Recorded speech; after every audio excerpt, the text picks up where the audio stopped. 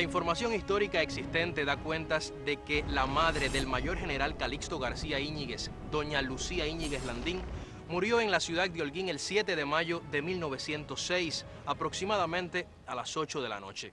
Dime, César, ¿se sabe cuál es la causa del fallecimiento de la doña?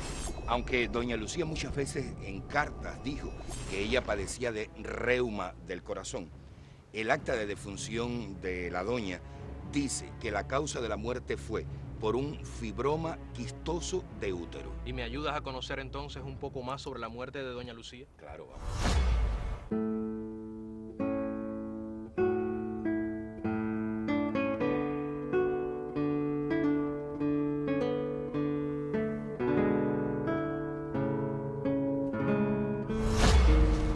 Bueno, 230 caballerías es una gran propiedad. Probablemente doña Lucía tenía más. En la época era común que los propietarios no declararan todas sus propiedades para evadir impuestos. Entonces era una mujer rica. Lo era, sin lugar a dudas. ¿Y por qué cuando culmina la guerra de 1895 se considera pobre? Primero fue la de 1868. Durante todo ese periodo de 10 años, doña Lucía tuvo que ir vendiendo sus propiedades para el sustento de la familia.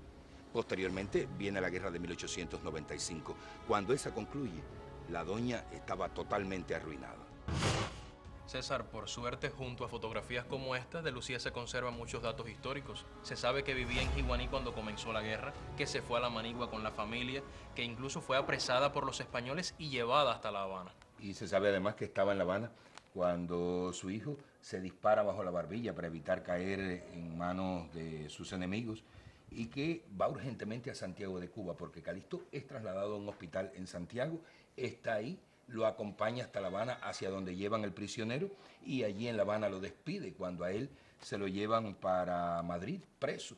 Ella inmediatamente se embarca, va a España, está cerca del hijo, lo visita constantemente en la prisión, haciéndole más llevadero su encierro, y además está allí en los alrededores esperando a su hijo cuando, después del pacto del Zanjón, Calixto es puesto en libertad. Luego ella regresa a La Habana y él sigue su rumbo hacia los Estados Unidos, donde estaba la familia del general.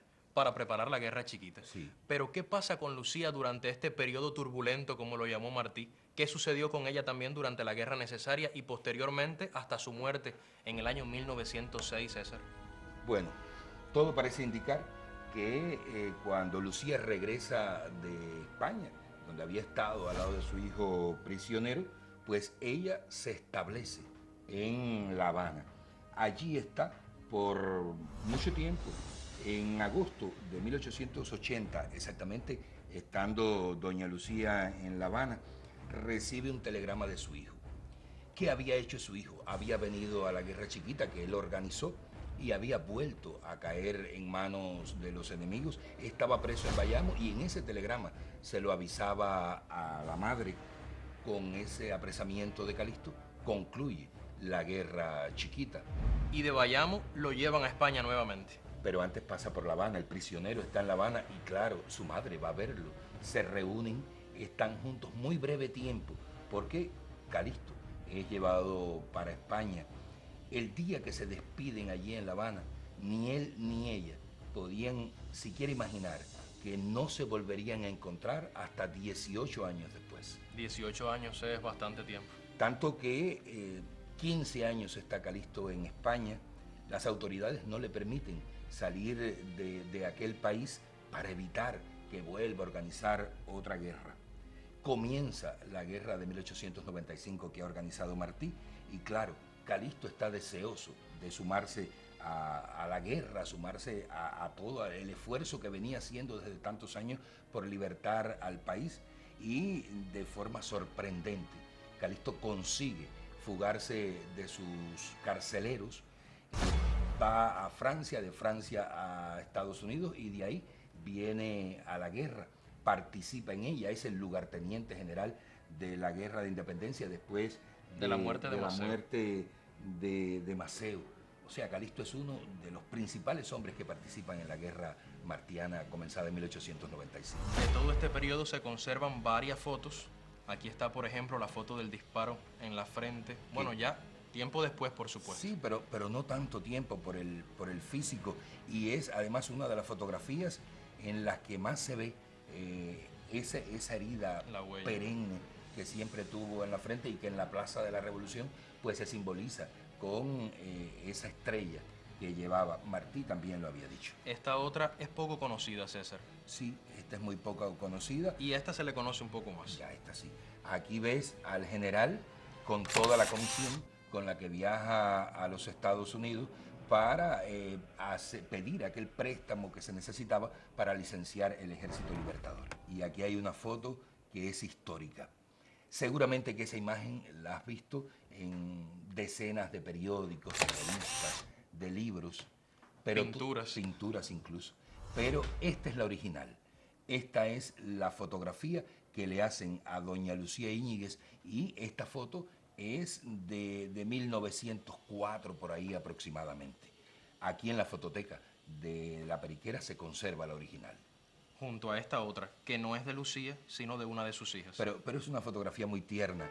Es Leonor García Íñiguez, hija de doña Lucía y hermana de Calixto García. Y fíjate en la fecha de nacimiento y muerte. 99 años tenía cuando murió. Nació en 1842 y murió en 1941. De toda esa estirpe de los García Íñiguez, fue ella la última en morir. Y debe haber contado muchas historias de su madre. Me imagino yo. Muchísimas.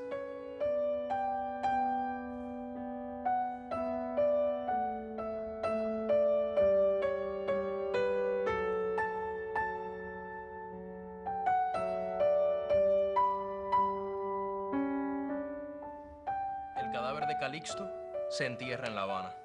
Sí, y su madre, por supuesto, está presente. Pero ya sabes que durante el entierro de Calixto se producen disturbios. Las autoridades norteamericanas que estaban en la isla interfieren. Es cuando ella dice que quiere un entierro cubano para su hijo. Y César, después, ¿cómo se comportan las autoridades de la pseudo-república con doña Lucía Íñiguez? Por lo menos la tuvieron en cuenta. Y trataron incluso de darle una pensión de 1,000 pesos anuales. Eso era bastante dinero. Era mucho en la época, sin embargo, ella lo rechazó.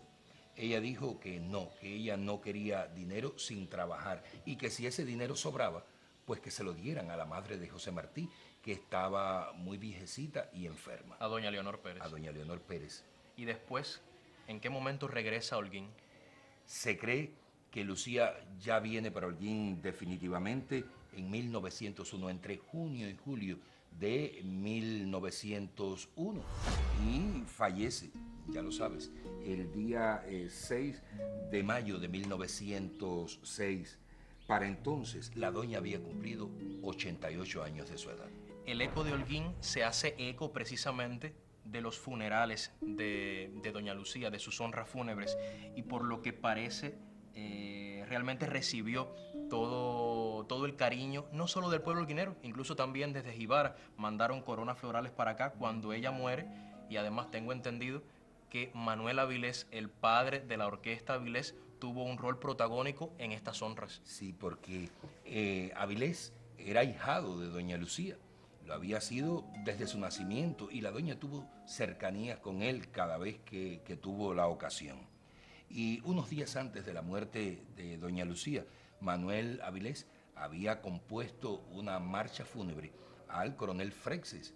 Lucía había oído aquella música en la procesión que la habían tocado y le había pedido a su ahijado que el día de su muerte tocara la marcha a Freixes. Y mientras la doña era trasladada al cementerio municipal, ciertamente la orquesta Hermanos Avilés acompañó el sepelio y fue tocando esa marcha fúnebre. Casi había adivinado su muerte la doña. Casi, porque cuando pidió que le tocara esa música, solamente pasaron 2 días y entonces falleció ella.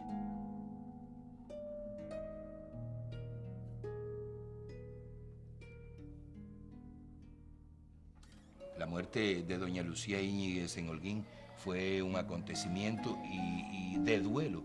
Todo el municipio y los municipios cercanos. Quien acababa de fallecer era nada más y nada menos que la gran matrona madre de Calixto García Íñiguez.